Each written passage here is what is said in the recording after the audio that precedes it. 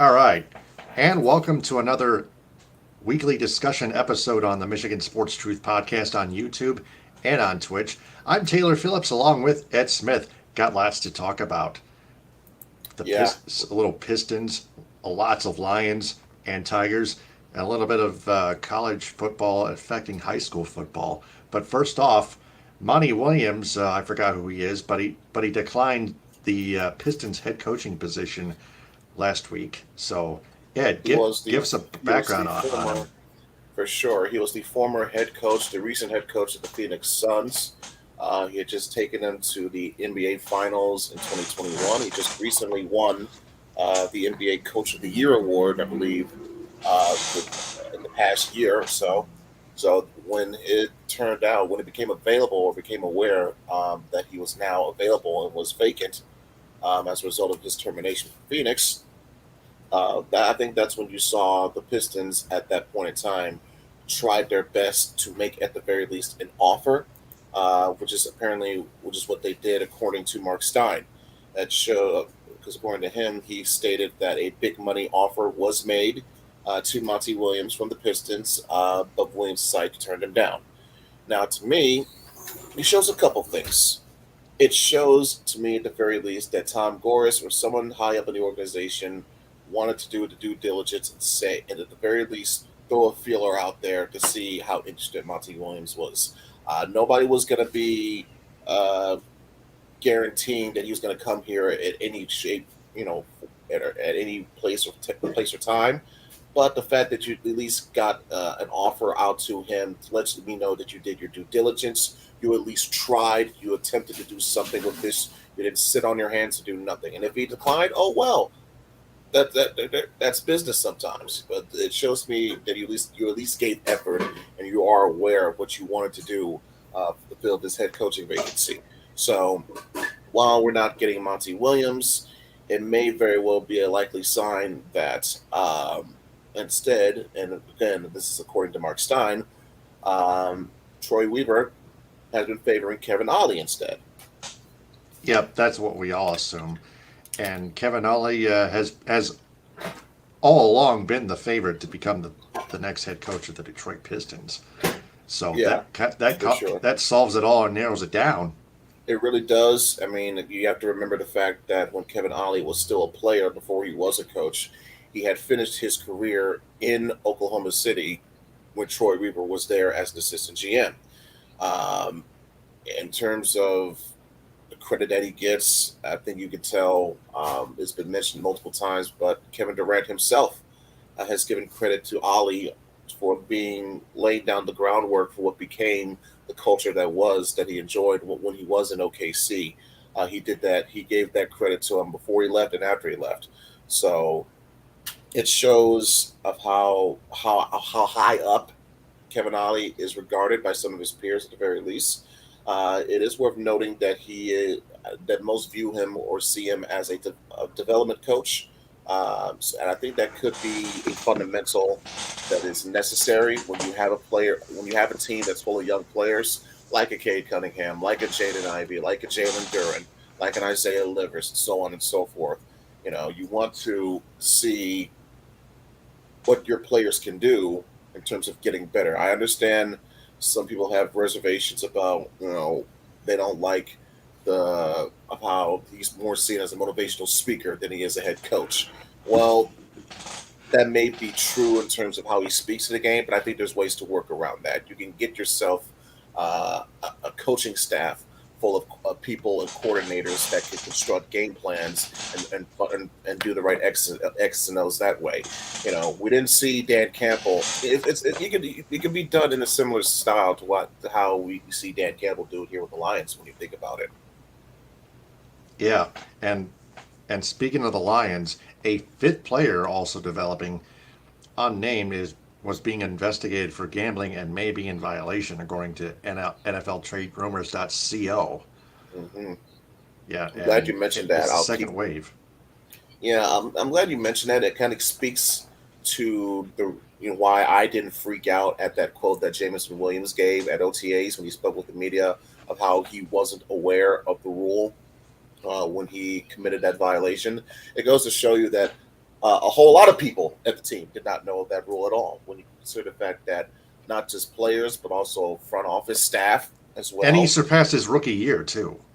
Yes, but we're talking about in terms of, how the team in general was not aware of Right. this apparent problem that was going on. So Meaning with he's young, this, yes, but I'm just talking about the team in still general. trying to But learn exactly. stuff like this.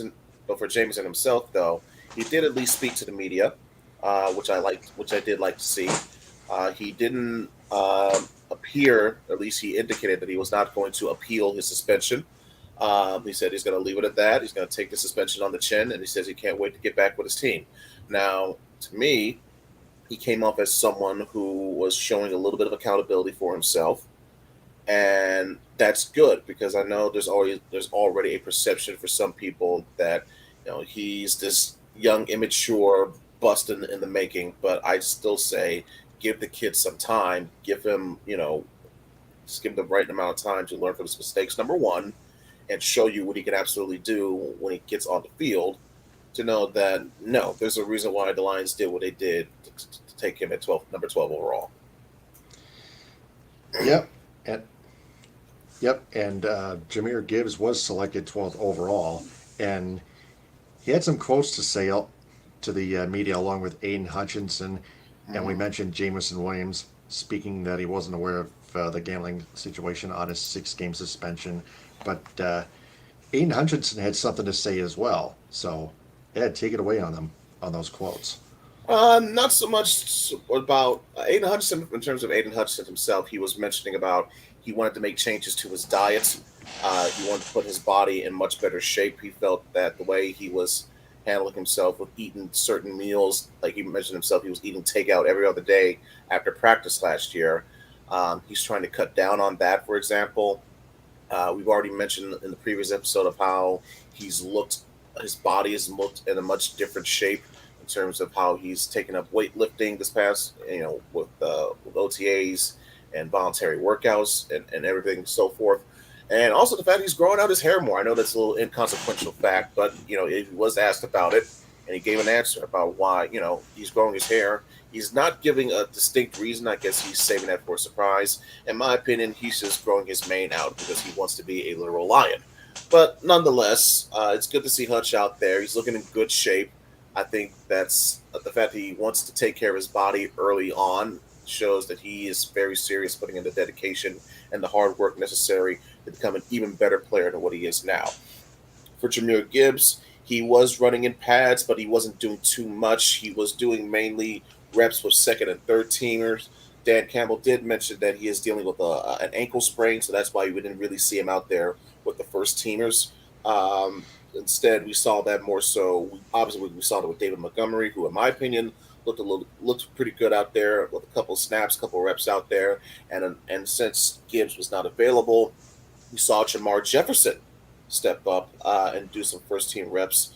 And some people were quite impressed with his speed, of how he was, again, how he showcased his speed on the field and showed good awareness as well. So Jamar Jefferson taking advantage of that opportunity with those first team reps, and that could pay dividends to him in terms of getting playing time, or at the very least a spot on this roster. All right. So, we'll I mean, keep there's our other eyes. things. Yeah, there's other things also. Give a quick mention about OTAs as well. I think it goes.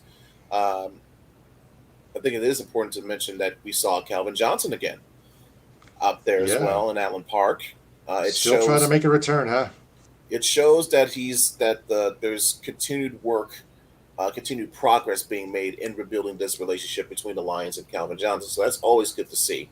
I like the fact that he did a little interview with Ryan Armani at Fox 2 and Woodward Sports, basically mentioning multiple things. But the cruxes of that clip of that interview he gave with Armani was mentioning about Jameson Williams. And I think with the words that Calvin gave about dealing with adversity and overcoming it, even if it's early or at the beginning of your career, dealing with injury, dealing with suspensions, dealing with whatever issues may be plaguing you on or off the field, you have to find a way to overcome it. That shows true character, shows true grit.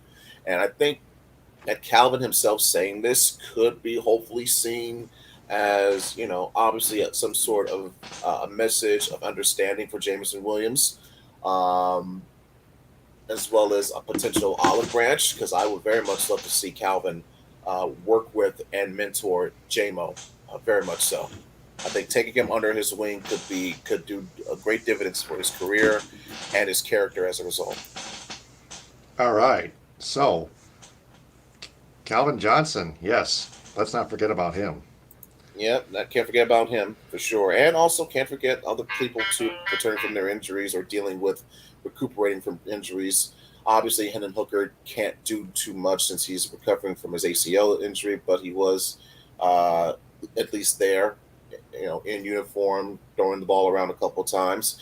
And Tracy Walker, nice to see him return to action, considering that he missed last year with an Achilles injury. So he felt he had to feel pretty good getting back out on there, and he can't wait. He's looking forward to this season in a great way for sure.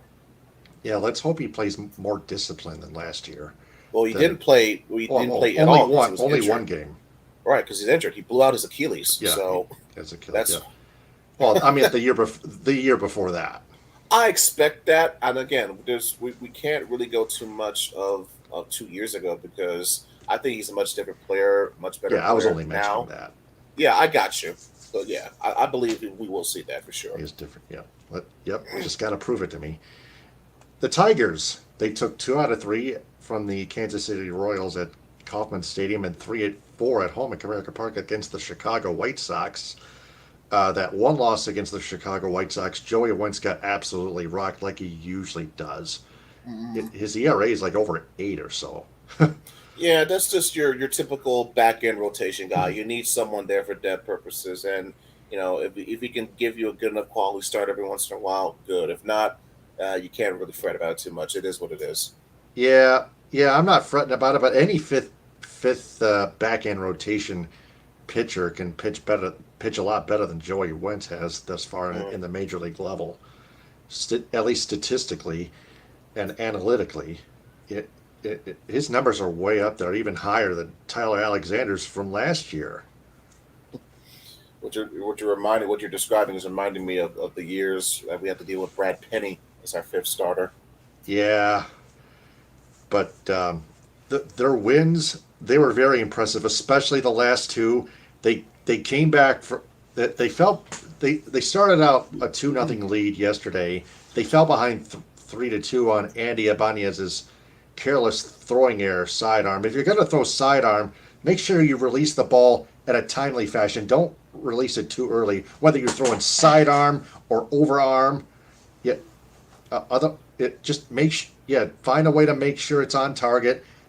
Release it at the front, in front of you, not by the side or overhead, in front of you. That's what I've learned when I used to play baseball in my high school years. And you tried to go pitcher, and he just flat out had a wild pitch moment at a bad time, unfortunately. Yeah, they released it at the wrong time, and that cost the Tigers the lead as that 3-run double that was given up by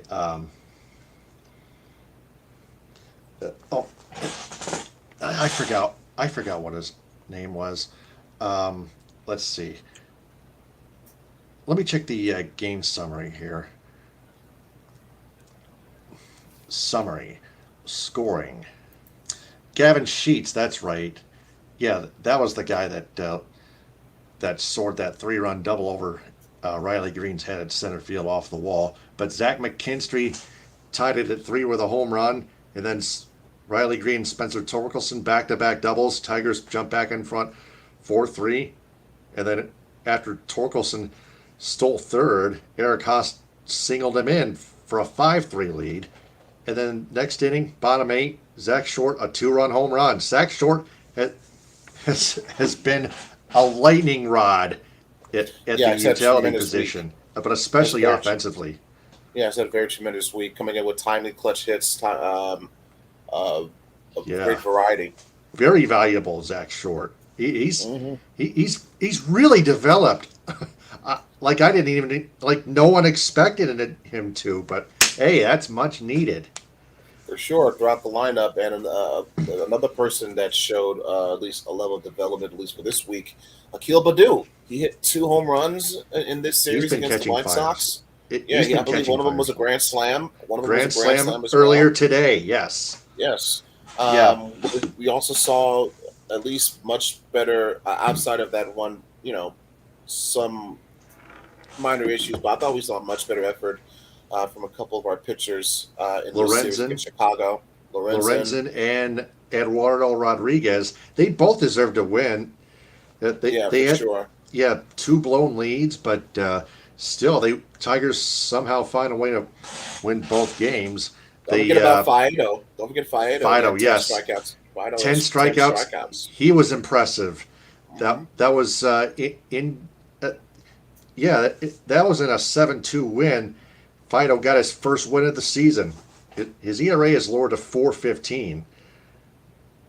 And You'll that's see more. Yeah. Well, you'll see more consistency in his starts from here on out. And I will say, He earned that win. speaking of consistency, Erod had a much better week this week.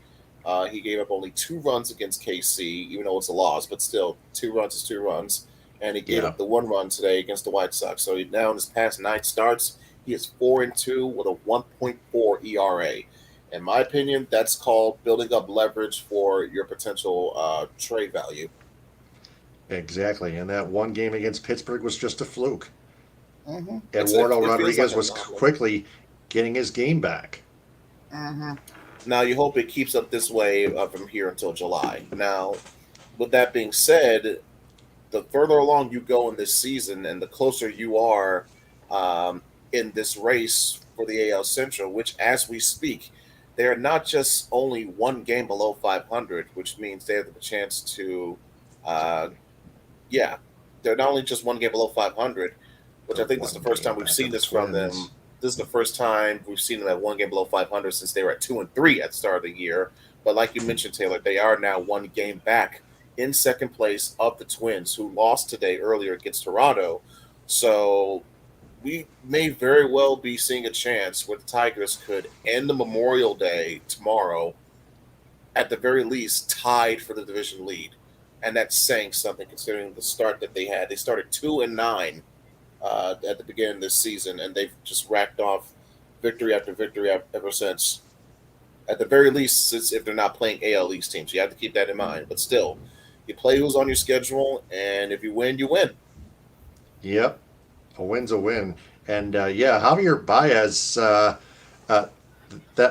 play that tied it up, it was a ground ball. That was a pitch that was way inside. Baez might have been handcuffed there, but it was a ground ball to shallow short. Tim Anderson had a play at home, but he bobbled the ball, so he had one play. He threw to first to get Baez, but that tied the game. Spencer Torkelson scored. There was only 1 out.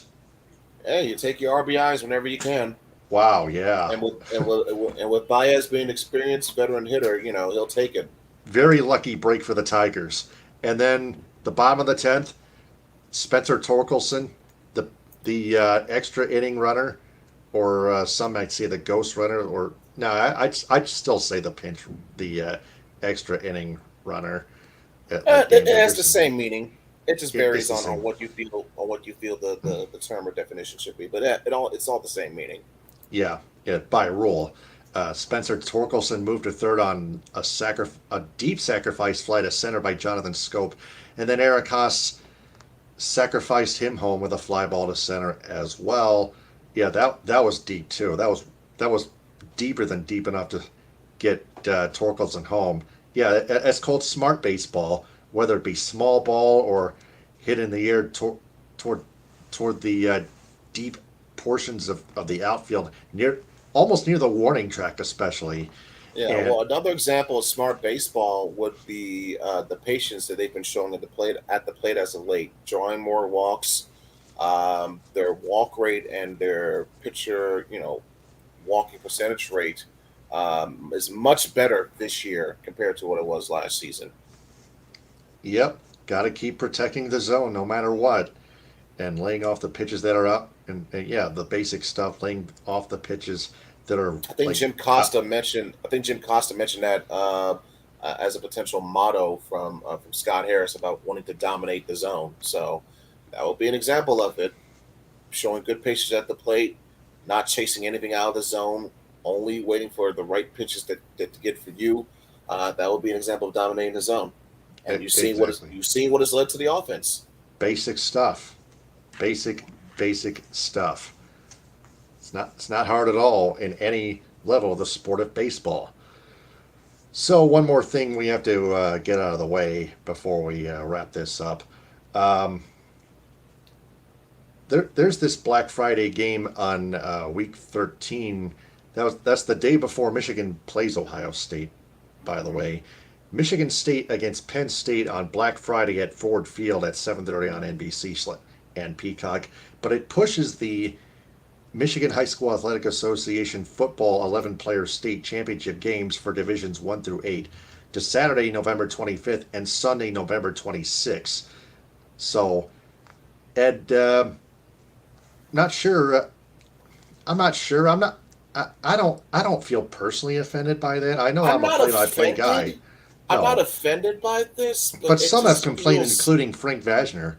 I think there are legitimate and reasonable complaints for this because if you're MSU and you wanted to have a game, at Ford Field during the regular season, if you're going to do that, I would rather just get it out of the way at the start of the year. Why do this now with a conference opponent literally at the end of the season? It just feels secondary in nature and on its face value to me. Um, the fact that you're already coming off of a bad year, coming off of a not very good off season, and now you're expecting your fan base to buy. Oh yeah, you're worthy enough of this kind of deal. I understand the business side effects, especially with the new TV deals kicking in for the Big Ten, not just NBC but also CBS as well. But I was like, man, you couldn't have picked a better game than this. It's just like it seems like one of those type of games that you will see in the middle of October on Thursday night on Prime for Thursday night football for the NFL. That's what that feels like, Yeah, and yeah. and it's also a hindrance too for the MHSAA with what they have to accommodate now for these their schedules, trying to rework things for the players and the teams and whatnot, and also it creates a very busy Thanksgiving weekend in downtown, specifically at Ford Field. Because remember, the day before MSU and Penn State, you got the Lions and the Packers. So you got Right. NFL Thursday, you got college on Friday, and then you got Saturday and Sunday to do high school. You better have all hands on deck if you're the Ford Field crew. Right, and one reason that I just recalled that fans don't like this idea is because after Sunday, the those high school students have to go back to school. Right. It's still school year. It's still the middle of the school year for them. Exactly. So yeah, there's not much time for them to like study for exams and do homework assignments. That type of deal. Yeah, they're going to be very tired waking up in the morning and going to school, and that is never a good feeling. And I care, and that's why I care. That's why we care for them. Yeah, not just for That's their why academic, Frank people like Frank not just Vesner had a not beef. just not just the academic portion, but also making sure that their bodies are not too Health. beaten up, right, for their health wise too. Because right, you're trying to go from working on that to going back to school on Monday morning. Like, ugh, I don't know. I know, right? Yeah, it's just meaningless entertainment. And Michigan State and Penn State, they have a rivalry of their own, but it's not as if it's big like Michigan and Ohio. It's that big like Michigan and Ohio State. No, There's only one Michigan Ohio State, really. but even still, I think if you're MSU, you couldn't have picked a better game or a better opponent to try and do this type of gimmick it with. Now, granted, it may sell some tickets because I know there's a lot of big time MSU fans. There's like having a good representation fan base in Detroit, so this could be for them in terms of buying tickets to get out to the stadium and whatnot, especially if they couldn't afford necessarily to go to the Lions game. But I don't know. It's just like I mentioned before, it just feels so secondary. Yeah, next time they do something like this, they should actually move the site of the MHSAA championship games to like a college football field or something like that, like a big one, Yes. like what, for example, Michigan Stadium or Michigan or Spartan Stadium or whatever. Or just That don't one do of it the at two. all. Just don't do it, Well, well, period. well, Uh, or don't move any college football game to Ford Field. That's what you meant, or in this case for MSU, it's just not necessary. It, like right? this is one Or for gimmick. It's just not necessary, period, at all. whether it's Michigan Michigan is State or Michigan. besides Michigan doesn't have to do it at all. Don't have to do a damn thing. Look at their own stadium. Got Right, they got 100,000 freaking seats filling out every damn week. at the big house especially, even a bigger capacity than Ford Field mathematically. Ford Field has over 60,000, but Michigan Stadium has over 100,000 seats. That's the comparison here. Mhm. So that a segment called what have we learned? So that what have we learned over what we discussed tonight? I think what we learned over discussed that tonight that the Tigers are a very complexing and complicated case to look at. You can't really have a firm set definition of what they are or what they could be. And whether or not they will buy or be selling at the deadline, be one potential storyline to look at. Oh yes, that is true.